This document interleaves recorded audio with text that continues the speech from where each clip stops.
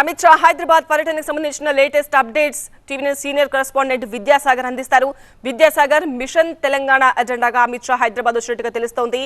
అమిత్ షాతో ఇప్పుడు జరుగుతున్న సమావేశంలో బీజేపీ నేతలు ఎవరెవరు పాల్గొంటున్నారు, వాళ్లకు ఎలాంటి సూచనలు చేయబోతున్నారు?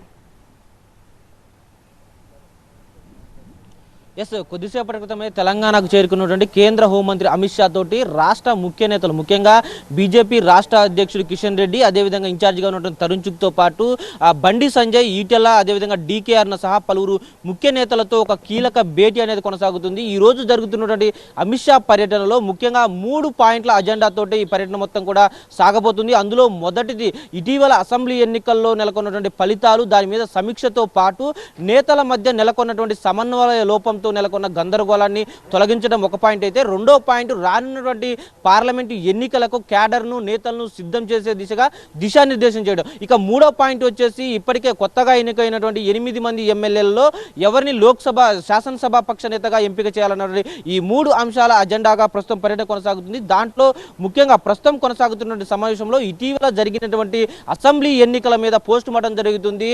అనుకున్నటువంటి సీట్లు రాలేదు, కానీ పెరిగినటువంటి ఓట్ల శాతం కావచ్చు, సీట్లు కావచ్చు, వీటిని చూసుకొని రానున్నటువంటి పార్లమెంటు ఎన్నికలకు ఏ విధంగా సన్నద్ధం కావాలి, అదేవిధంగా ఇటీవల ఎన్నికల ఫలితాల నుంచి మొదలు పెడితే ఇప్పటి వరకు కూడా రాష్ట్ర నేతల్లో నెలకొన్నటువంటి సమన్వయ లోపాన్ని సరిదిద్దకపోతే రేపు జరగబోయేటువంటి పార్లమెంటు ఎన్నికల్లో పార్టీకి నష్టం జరిగేటువంటి అవకాశం ఉంది. ముఖ్యంగా కేంద్రంలో 400 సీట్లను టార్గెట్గా పెట్టుకున్నటువంటి బీజేపీ సౌత్లో, అంటే ముఖ్యంగా దక్షిణాది రాష్ట్రాల్లో కూడా మెరుగైనటువంటి నెంబర్ని తీసుకురావాల్సి ఉంటుంది. దాంట్లో భాగంగానే గత పార్లమెంటు ఎన్నికల్లో తెలంగాణలో 4 సీట్లు గెలిస్తే ఈసారి మోడీ హవాతోటి దాన్ని 10కి పెంచుకోవాలన్నటువంటి ఒక టార్గెట్ని పెట్టుకుంది. కాబట్టి ఆ దిశగానే అమిత్ షా పర్యటన దక్షిణాది రాష్ట్రాల్లో కొనసాగుతూ ముఖ్యంగా తెలంగాణలో బీజేపీకి, కేంద్రంలో బీజేపీ ఉండాలని కోరుకుంటారన్నటువంటి సంకేతాలను ప్రజల్లోకి తీసుకెళ్లాలంటే రాష్ట్ర నేతలు సమన్వయంతో ఉండడంతో పాటు కేడర్లో ఉత్సాహాన్ని నింపే దిశగా ఈరోజు ఏదైతే మండల స్థాయి నుంచి మొదలు పెడితే రాష్ట్ర బీజేపీ అధ్యక్షుడి వరకు కొనసాగేటువంటి రాష్ట్ర స్థాయి సమావేశం కాసేపట్లో శ్లోకా గార్డెన్స్ ఏదైతే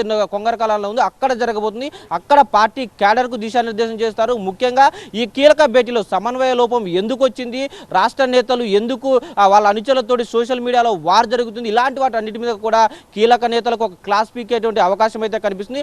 ఆ దిశగానే ప్రస్తుతం జరుగుతున్న సమావేశంలో అసెంబ్లీ ఎన్నికల ఫలితాలకు సంబంధించి నేతలు ఒకరి మీద ఒకరు విమర్శలు చేసుకోవడం కంటే ఆ వచ్చిన ఫలితాలను ముందుకు తీసుకొని రానున్నటువంటి ఎలక్షన్స్లో ఏ విధంగా ప్రభావం చూపెట్టాలి, ఎక్కువ సీట్లు గెలుపొందే దిశగా ఎలాంటి చర్యలు తీసుకోవాలన్న అంశాల మీదనే ప్రధానంగా అజెండాగా చర్చ జరుగుతుంది. కాసేపట్లోనే ఇక్కడి నుంచి సమావేశం ముగించుకొని భాగ్యలక్ష్మి అమ్మవారి టెంపుల్కి వెళ్తారు. అక్కడ అమ్మవారిని దర్శనం చేసుకున్న తర్వాత నేరుగా కొంగరకాలంలో ఉన్నటువంటి శ్లోక కన్వెన్షన్ హాల్కి వెళ్ళి అక్కడ రాష్ట్ర స్థాయి సమావేశంలో పాల్గొని మళ్ళీ సాయంత్రం 5:30 గంటల ప్రాంతంలో ఇక్కడికే చేరుకొని ప్రత్యేకంగా ఏదైతే కొత్తగా ఎన్నికైనటువంటి ఎమ్మెల్యేలు 8 మంది ఉన్నారో వారితో భేటీ అయ్యి శాసన సభాపక్ష నేత మీద ఒక క్లారిటీ ఇచ్చేటువంటి అవకాశం కనిపిస్తుంది. ఆ తర్వాత మళ్ళొకసారి ముఖ్య నేతలు అందరితో కూడా ముచ్చటించిన తర్వాత ఆయన సాయంత్రం 6:30 గంటల ప్రాంతంలో తిరిగి ఢిల్లీ వెళ్ళేటువంటి అవకాశాలు మనకు కనిపిస్తూ ఉన్నాయి.